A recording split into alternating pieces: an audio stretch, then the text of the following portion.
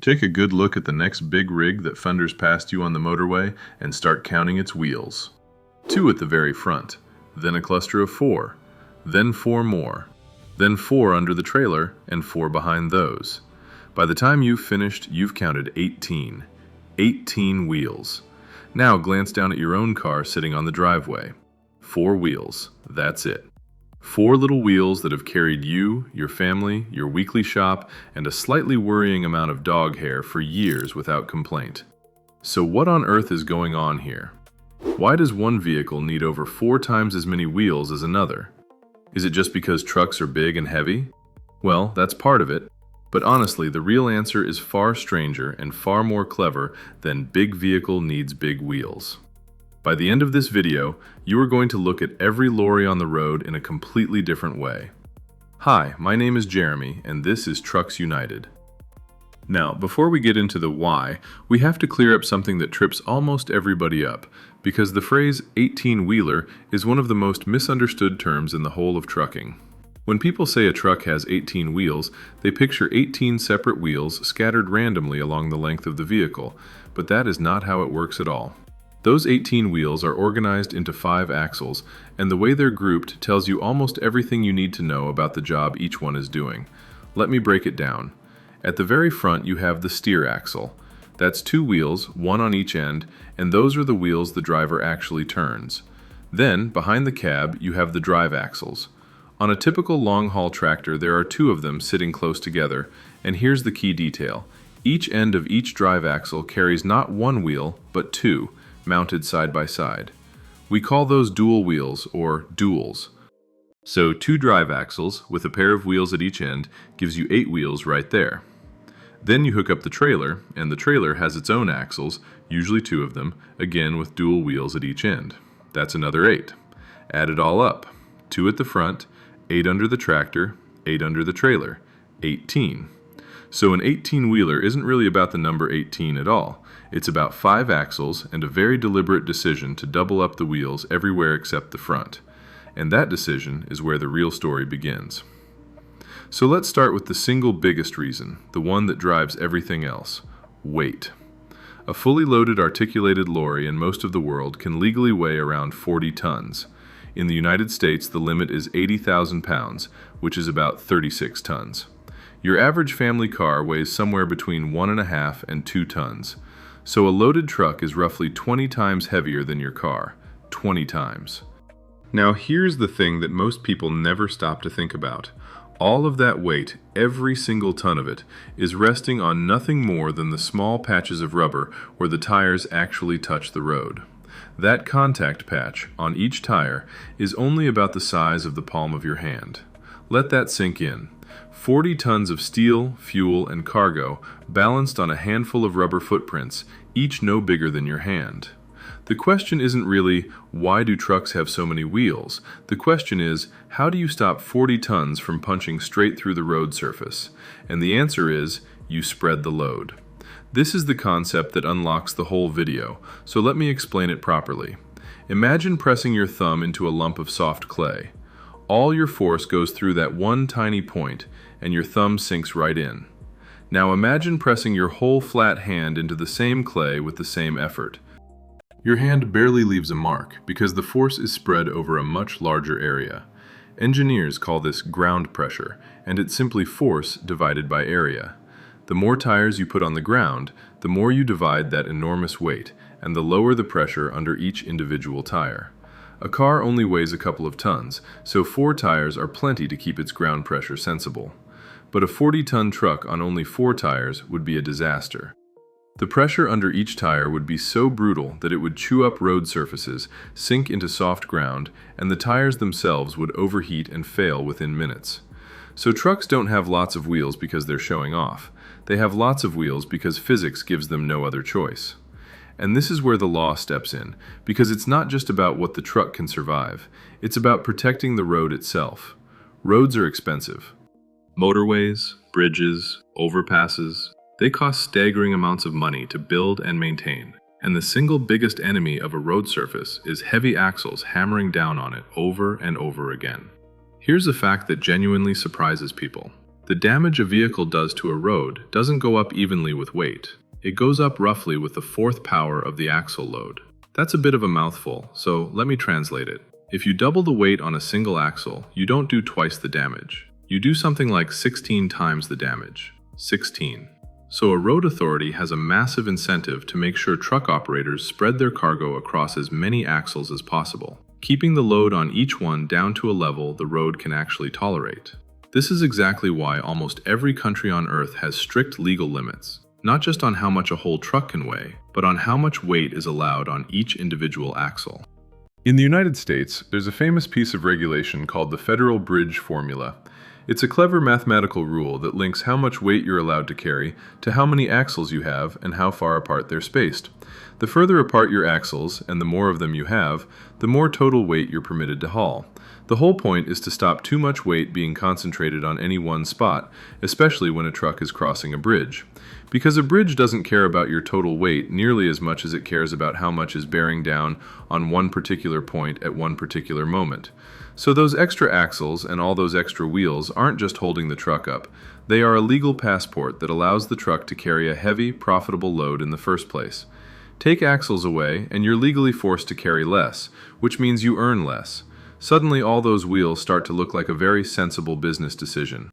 Right, so that explains why there are multiple axles. But it doesn't yet explain why most of them carry two wheels side by side instead of one big wheel.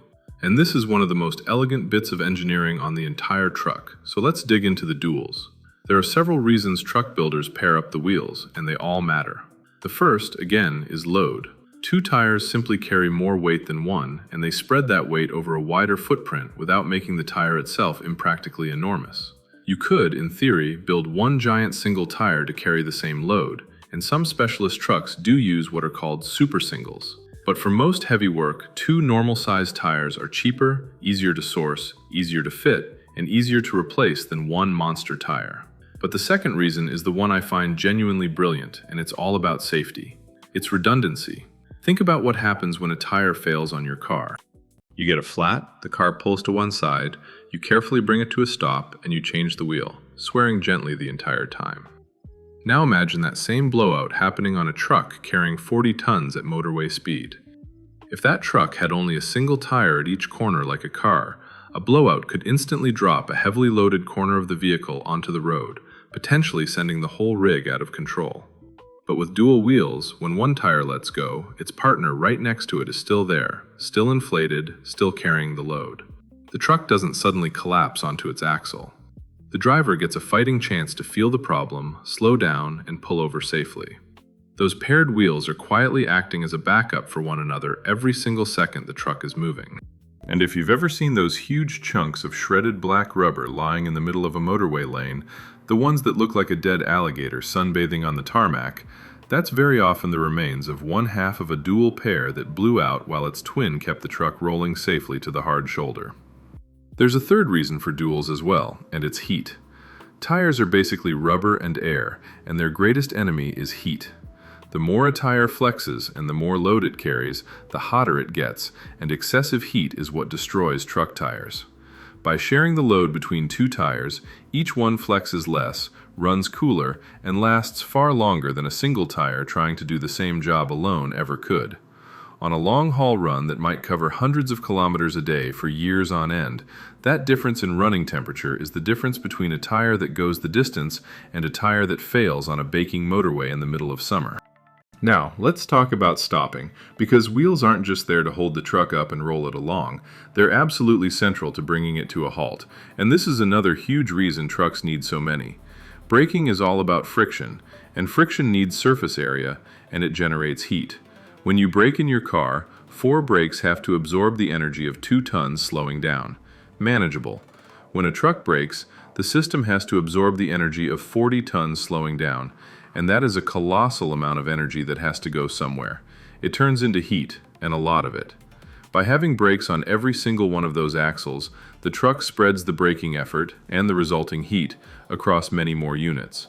More wheels means more brakes means more total friction surface, and more friction surface means the truck can actually generate the enormous stopping force it needs without any single brake overheating and fading away to nothing. If a 40-ton truck tried to stop using just 4 brakes, those brakes would cook themselves into uselessness almost instantly. The wheels and the braking system are completely intertwined. You simply cannot have safe, heavy braking without lots of braked wheels to share the work. There's also the matter of traction, and this is why the drive axles in particular carry duals and sit in pairs. Getting 40 tons moving from a standstill, especially on a hill or on a wet, greasy surface, takes a tremendous amount of grip. The drive axles are the ones the engine actually powers, and by putting 8 driven wheels on the road instead of 2, the truck has a far better chance of putting all that engine torque down without simply spinning the wheels uselessly. We did a whole video on why trucks struggle going uphill, and traction is a massive part of that story. More driven rubber on the road means more grip, and more grip means a loaded truck can pull away, climb gradients, and keep control in conditions that would leave a single pair of driven wheels spinning helplessly. So far, we've talked mostly about the tractor unit, the bit with the engine and the cab. But remember, a huge share of those 18 wheels live under the trailer, and the trailer has no engine, no driver, and no mind of its own. It's just a giant box full of cargo being dragged along behind. So why does it need its own axles and its own clusters of wheels? Same reasons, really. The trailer is often where most of the weight actually sits. A loaded trailer can account for the lion's share of that 40 tons, and all of that has to be supported and spread out just like everything else. So the trailer gets its own axles, its own dual wheels, and its own brakes, all working in harmony with the tractor. The whole combination is designed as one connected system, with the load shared sensibly from the very front steer axle all the way to the very back of the trailer. Now here's a question you might be asking. If more wheels and more axles are so good for spreading weight and protecting the road, why stop at 5 axles? Why not 10? Why not 20? And this is where the engineering becomes a balancing act, because every extra axle comes at a cost. Each axle you add brings more weight, more tires to buy and maintain, more rolling resistance dragging against you and burning more fuel, and more complexity. There's also the small matter of turning corners. An axle full of wheels really wants to roll in a straight line. The more axles you bolt on, the more the truck fights you in tight turns, scrubbing its tires sideways and struggling to maneuver around junctions and roundabouts. So the classic 5-axle, 18-wheel layout that you see everywhere isn't a random number. It's a beautifully judged sweet spot. It's the smallest number of axles that lets a truck legally and safely carry a full, heavy, profitable load while still being manageable to drive, affordable to run, and reasonably kind to the roads. It's the point where all the competing pressures balance out. That said, the 18-wheeler is far from the only configuration out there. Once you understand that it's all about matching the number of axles to the weight and the rules, you start to notice trucks with all sorts of wheel counts. Some heavy haulers that carry extra heavy loads add a 3rd drive axle, or extra trailer axles, pushing the wheel count well past 18. You'll also see clever solutions like lift axles, sometimes called tag or drop axles. These are extra axles that the driver can raise up off the ground when the truck is running empty or lightly loaded, and lower back down when it's carrying a heavy load. When the axle is up, its tires aren't touching the road, so they're not wearing out, dragging, or wasting fuel. When the weight goes on, down it comes to share the load and keep the truck legal. It's a brilliant bit of on-demand flexibility, and it's a perfect illustration of the whole principle. Wheels on the road are there to match the load. No more than you need, but never fewer than the weight demands.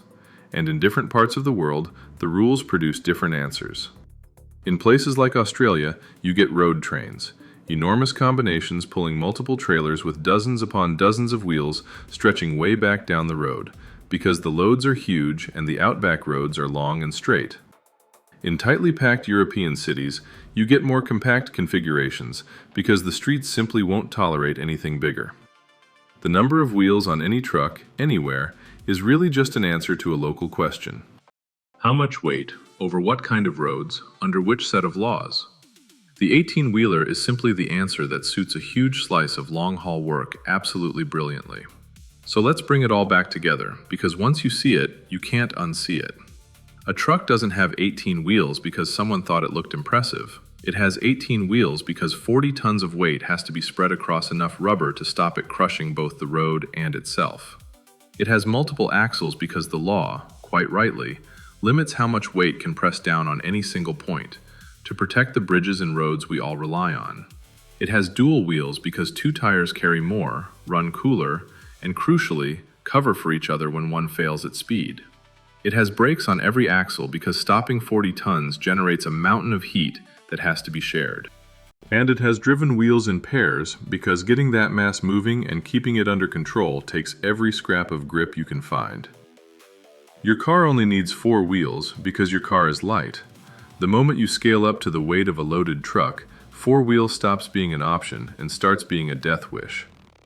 Every single one of those 18 wheels is there for a precise, hard-headed engineering reason. Not one of them is decoration. That's the thing I love about trucks.